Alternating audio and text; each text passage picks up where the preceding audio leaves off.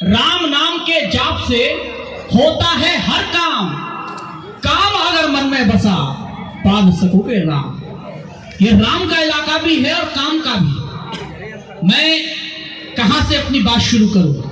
आपको मैं प्रारंभ से देख रहा था, जब कहा गया आप जोर से तालियां बजाइए, आपने बजाई, हाथ उठा के तालियां बजाइए, आपने बजाई।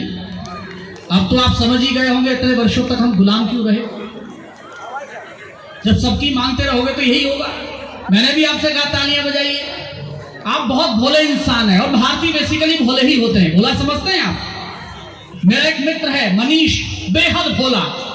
एक दिन आया मेरे पास, बोला भाई साहब त्योहार आ रहा है, सोच रहा हूं बीवी ले आऊं। तो मैंने कहा किसकी? अरे बोला अपनी। तो मैंने कहा अपनी लाना है तो मुझे क्या पूछना है भाई, ले आ। वो गांव में चला गया, सालियां कुएं पर पानी भर रही थी। एक साली ने देखा जीजा जी ये भोले हैं, मजाक कर लो। तो साली ने पूछा, बोले जीजा जी कैसे आए? बोले कैसे आया? बीवी लेने आया हूं। तो साली बोली जिसे आप लेने आए हो वो तो विधवा हो गई। वो इतना भोला वापस लौट आया। बोले फिर क्या लेके जाना? घर पर माँ ने पूछ लिया, बोले बहू लेके नहीं आया। अरे बोले उससे क्या लेके आता, वो तो विधवा हो गई। माँ बोली विधवा हो गई मतलब तेरे होते हुए वो कैसे विधवा हो सकती है? तो उसने कहा क्यों, मेरे रहते हुए तू कैसे विधवा हो गई? और आपके ठाके भी उठे और तालियां भी। माँ ने माथा ठोका, बोले नालायक, मैं तो इसलिए विधवा हो गई कि तेरा बाप मर गया था। उसने कहा हो सकता है उसका भी बाप मर गया। तो केवल हंसने से काम नहीं चलेगा, आप तालियां भी जोरदार बजा सकते हैं। मैं तो छतरपुर में आया था पिछले वर्ष कार्यक्रम करने के लिए। मुझे बताया गया बड़े देशभक्त श्रोता हैं, बड़े देशभक्त श्रोता हैं। मैं भी भावुकता में पहुंच गया। दिन में जब मैं पहुंचा तो मैंने अजीब दृश्य देखा। एक रैली निकल रही थी, आगे आगे लड़कियां, पीछे पीछे लड़के। लड़कियां कह रही थी देश की रक्षा कौन करेगा, देश की रक्षा कौन करेगा। लड़के छाती माथे कूट रहे, बोले हम करेंगे, हम करेंगे। मैंने एक बुला लिया, मैंने कहा है देश? बोले ये जा तो रहा है। तो आप दोनों को जीना जानते हैं, आनंद लीजिए। मैं कुछ पंक्ति आपको सुनाता हूं। और कविता के साथ सबसे बड़ी बात यह कि कोई वाद्य यंत्र नहीं होता, संगीत नहीं होता, केवल शब्द है। मेरे बहुत प्यारे मित्र यहां पर बैठे हुए हैं, सादिक भाई। मैं बड़े भाई राजा बुंदेला जी का इसलिए अभिनंदन करना चाहता हूं, इसलिए उनका आभार प्रकट करना चाहता हूं कि उनके आदेश पर मैं यहां हूं। आपके लिए 2 या 3 दिन का महोत्सव हो सकता है, लेकिन इस 2-3 दिन के महोत्सव के लिए पूरी यूनिट ने कितनी रातें बलिदान की होगी। मैं चाहता हूं एक बार दोनों हाथ उठाइए और जोरदार तालियों के साथ अभिनंदन करिए इन सबका। मैं उन्हें खजुराहो का क्रांत, बुंदेलखंड का क्रांत दूत, सांस्कृतिक दूत कहूं तो कम नहीं होगा। आइए 4 पंक्तियां सुनिए। अभी जो यहां भारत का, पूरे संपूर्ण भारत का चरित्र आपने देखा, नृत्य आपने देखा, लेकिन मैं 4 पंक्तियां पढ़ता हूं। और ये देख रहे हैं जितने चित्र यहां लगे हुए हैं, आजादी ऐसे ही नहीं मिली दोस्त। अगर लालच में गैरों की वफादारी नहीं करते, अब मैं जरा बुंदेलखंड के पानी का तेवर देखना चाहता हूं। अगर लालच में गैरों की वफादारी नहीं करते, कभी दुश्मन यहां आने की तैयारी नहीं करते। तालियां उठाइए तो फिर महोत्सव होना चाहिए। अगर लालच में गैरों की वफादारी नहीं करते, कभी दुश्मन यहां आने की तैयारी नहीं करते। गुलामी आज तक हमने कभी भोगी नहीं होती अगर इस देश के कुछ लोग गद्दारी नहीं करते। यही ऊर्जा, यही चेतना चाहिए। 4 पंक्तियां समझिए, पीछे चित्र लगा हुआ, ये सारे चित्र लगे हुए हैं। मेरी पहली 4 पंक्तियां इसी पर आधारित हैं। सुनिए। बर्बादी से जंग लड़ी है तब आबाद हुए हैं हम। बर्बादी से जंग लड़ी है तब आबाद हुए हैं हम। रोम रोम में इनकलाब भर जिंदाबाद हुए हैं हम। रोम रोम में इनकलाब भर जिंदाबाद हुए हैं हम। तोड़ी सभी गुलामी की जंजीरें पर इस कारण से। अरे से पंक्ति पर सबकी तालियां उठे, उनको याद करिए। तोड़ी सभी गुलामी की जंजीरें पर इस कारण से। मिटे कई आजाद यहां पर तब आजाद हुए हैं हम। मिटे कई आजाद पर तब आजाद हुए हैं हम। कुछ कहते हैं कि हमने आजादी दिलवाई, लेकिन ये जितने लोग बैठे हैं मैं सबको प्रणाम करता हूं। अपने पूर्वजों को याद करना और उनके लिए भी तालियां बजाना, क्योंकि उन्हीं के संघर्ष का प्रताप है कि आपने आजादी का अमृत महोत्सव मनाया। जोश अधिक होगा उतना ही जितनी विषम घड़ी होगी, जोश अधिक होगा उतना ही जितनी विषम घड़ी होगी। आजादी की चाहत वाली हिम्मत बहुत बड़ी होगी, आजादी की चाहत वाली हिम्मत बहुत बड़ी होगी। जाति धर्म कोई हो लेकिन अपने अपने स्तर पर, फिर उठाना तालियां, कि जाति धर्म कोई हो लेकिन अपने अपने स्तर पर आजादी की निश्चित सबने मिलकर जंग लड़ी होगी। बहुत बहुत आभार। आजादी की निश्चित सबने, लेकिन हम इतने परिपक्व हुए भ्रष्टाचार में, आप सोच भी नहीं सकते। आंदोलन हुए, सत्ता परिवर्तन हुआ, लेकिन हम कितने परिपक्व हुए सोचना। एक सरकारी कर्मचारी ने फैमिली अलाउंस का झूठा लाभ लेने के लिए 3 बच्चे लिखा दिए, तो अधिकारी ने डांटा, बोले नालायक, देश 75 वर्ष आगे आ चुका है, कहां पिछली मानसिकता में जीता है। 3 बच्चे लिखाए हैं, 5 तो लिखाता, 7 तो मैंने लिखवा रखे। और आपकी तालियां रोक सको तो रोकना। बोले कहां 3 बच्चे लिखाए हैं, 5 तो लिखाता, 7 तो मैंने लिखवा रखे हैं। तो कर्मचारी ने हाथ जोड़ दिए, बोले बाबूजी आपका क्या मुकाबला करना, आप शादीशुदा भी तो हो, कर लो भ्रष्टाचार खत्म। और हम कितने परिपक्व सोचना। 3 इंजीनियर, पानी के 3 इंजीनियर यात्रा कर रहे थे, मैं आपको बता रहा हूं। 3 इंजीनियर मरकर ऊपर पहुंचे, तो यमराज जी ने पूछा आप कौन, बोले 3 इंजीनियर। बोले कहां से, एक ने कहा पाकिस्तान से, एक ने कहा अमेरिका से, एक बोला हिंदुस्तान से। तो उन्होंने कहा देखो तुम तीनों इंजीनियर हो, हमारे यहां यमपुरी का दरवाजा टूटा हुआ है, तो मैं ये चाहता हूं कि आप ये बताओ कितना पैसा लगेगा। आप सोचना कि भ्रष्टाचार में कितने परिपक्व हुए हम, कितना पैसा लगेगा। तो उन्होंने सबसे पहले पाकिस्तानी से पूछा, बोले कितना पैसा लगेगा। बोले 9,000 रुपए। तो बोले 9,000 कैसे। बोले देखो इसमें 3,000 मेरे, 3,000 का सामान, 3,000 की मजदूरी, मैं 9,000 में बना के दे दूंगा। फिर उन्होंने अमेरिका वाले से पूछा, बोले आप बताओ। बोले 19,000 रुपए। तो तनाव में आगे, बोले 19 कैसे लगेगी, तो ना बोल रहा है। बोले देखो इसमें 7,000 मेरे, 6,000 की मजदूरी, 6,000 का सामान, मैं 19 में बना के दे दूंगा। फिर अंत में उन्होंने हिंदुस्तानी से पूछा, और निश्चित रूप से हमारे यूपी का ही होगा। बोले तुम बताओ। बोले 29,000 रुपए। तो यमराज जी का फ्यूज उड़ गया। बोले पाकिस्तानी 9 बोल रहा है, अमेरिका वाला 19 बोल रहा है, तुम 29 कैसे बोल रहे हो। बोले देखो यमराज जी, इसमें से 10,000 तो आपके। तालियां बजाओ। बोले भाई तुम्हारा हिस्सा तुमको पहुंच गया, अब हम कुछ भी करें तुम्हें क्या लेना देना। अब वो विरोध करने की स्थिति में तो है नहीं।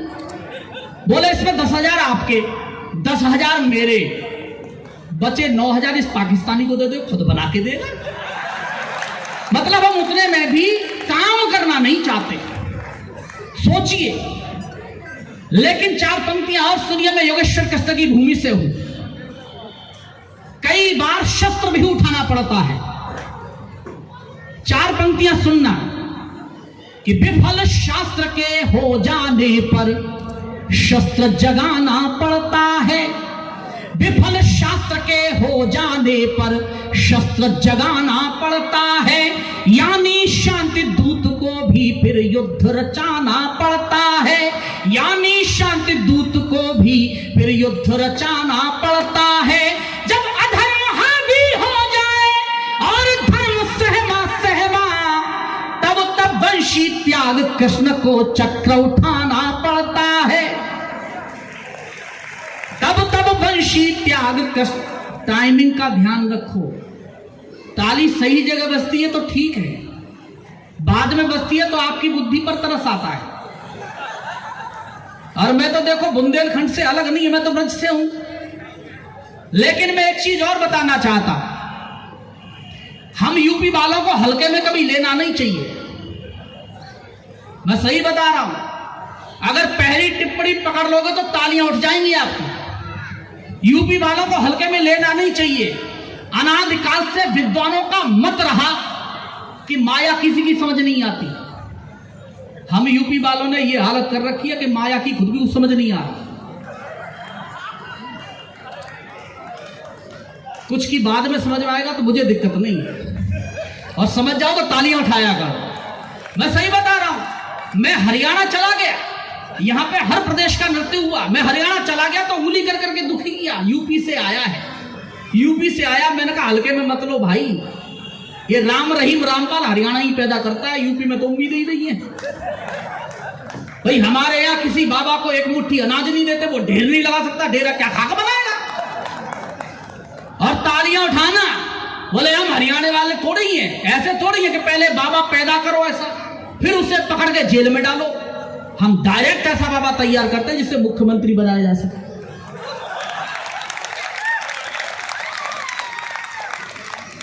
लेकिन मैं 4 पंक्तियां पढ़ता हूं। ये राजा राम का दरबार भी है यहां पर। मंदिर का शिलान्यास हुआ, कुछ लोगों ने विरोध किया।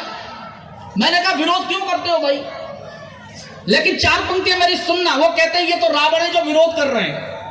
एक कवि क्या सोचता है, ये 4 पंक्तियां आपको समर्पित कर रहा हूं, पकड़ लोगे तो उछल जाओगे। मैं निवेदन करता हूं, सुने कि स्वार्थ सोच में घर कर ले तो जीवन रण हो जाता है।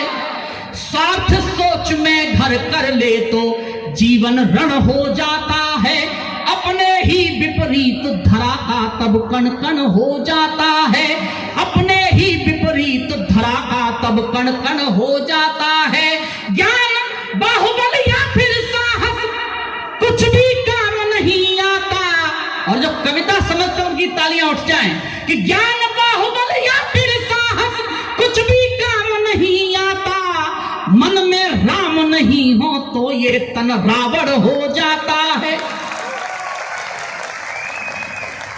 मन में राम नहीं हो तो ये तन रावण हो जाता है। और इशारा समझना, क्यों लेना चाहिए नाम, मैं लेता हूं, आप ले न ले, सबकी अपनी इच्छा है, लेकिन लेना क्यों चाहिए सुनिए।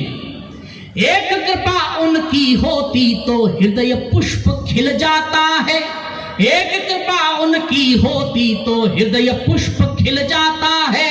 घोर कष्ट भी हो जीवन में वो हंसकर झिल जाता है।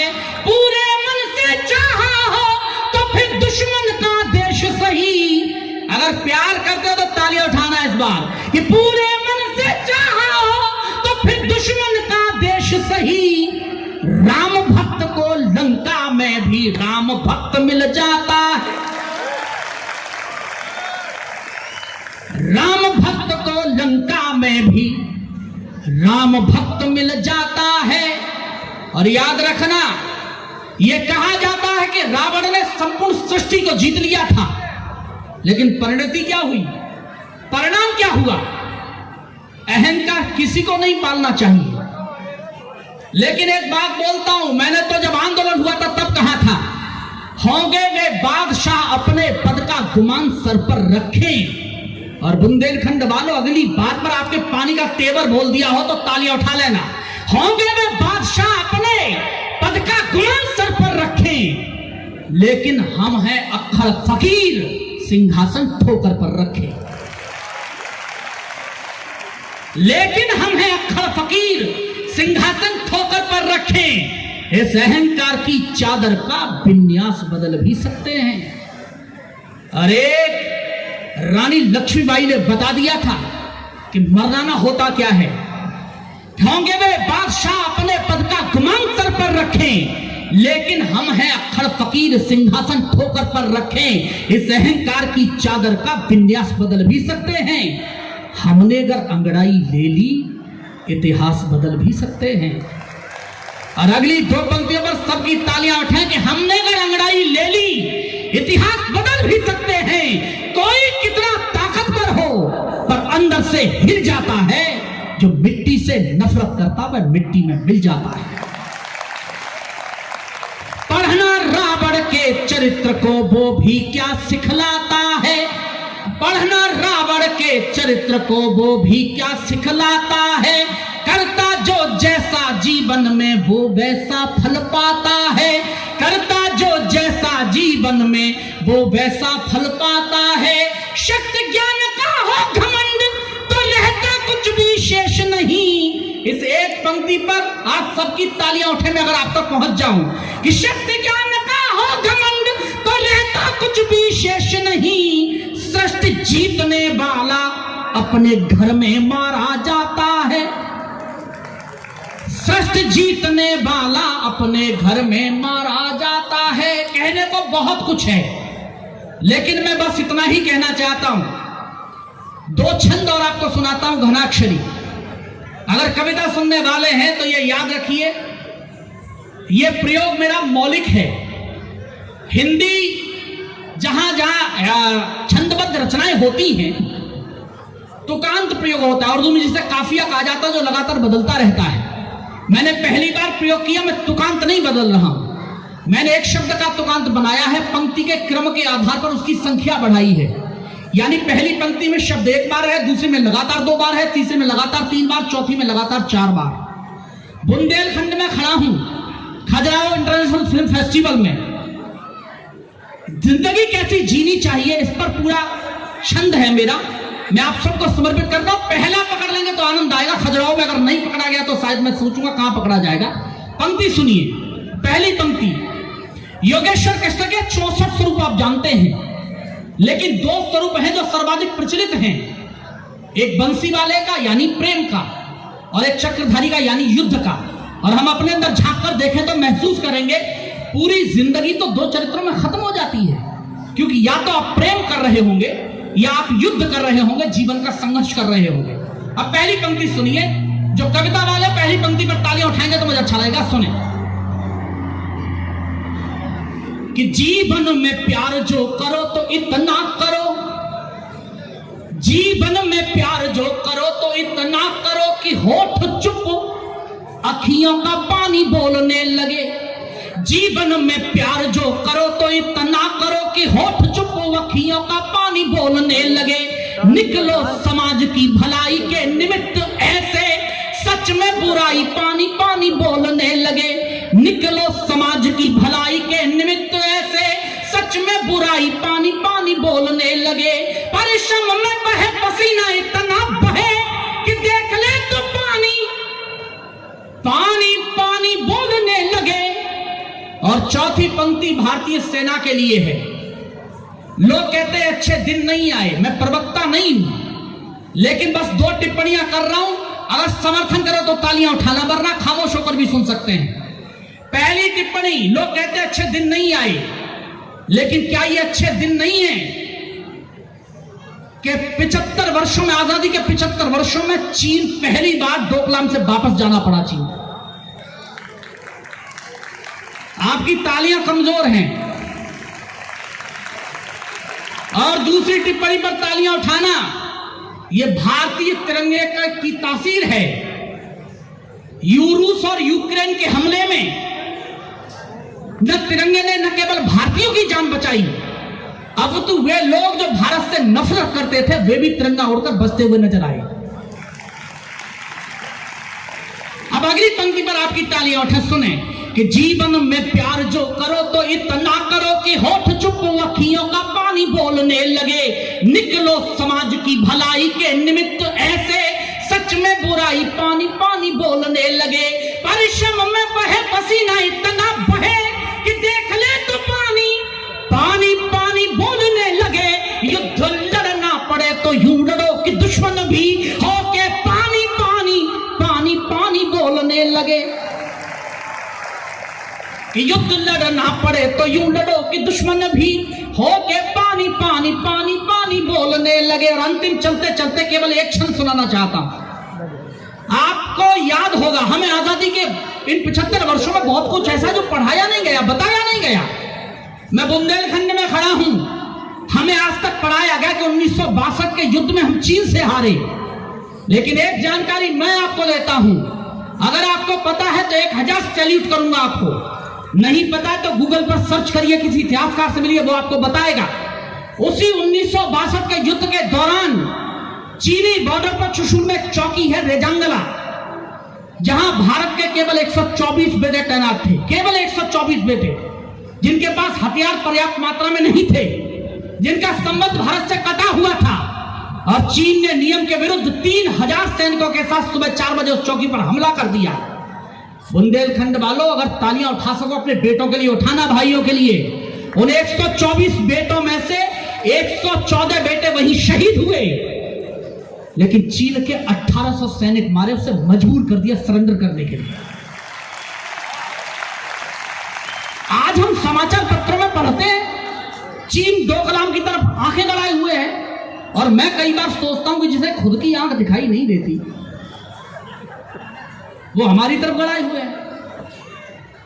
अच्छा, हाइट भी बहुत ज्यादा नहीं देख सकते चीन में आप। 3 फुट 5 इंच से ज्यादा हाइट का कोई योद्धा चीन में मिलेगा नहीं, ढूंढ के देख लीजिए। और संयोग से अगर कोई मिल ही जाए तो हमको भी मान लेना चाहिए हमारे योद्धाओं का आना जाना लगा रहा होगा।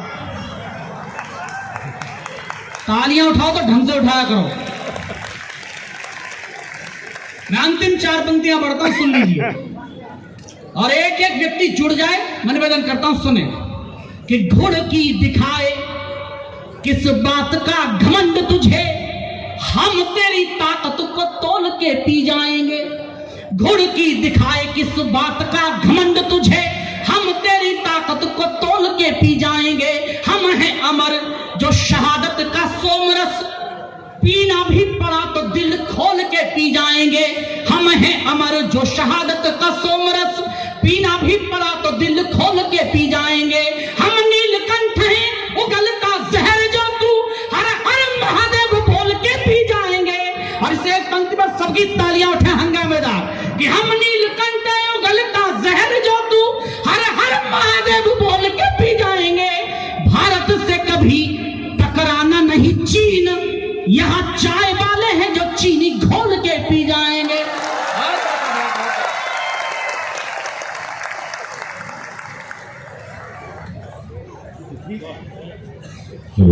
इतनी देर से मधुर जी आपको तालियों की प्रैक्टिस कराए, उसके बाद भी इतनी कम तालियां।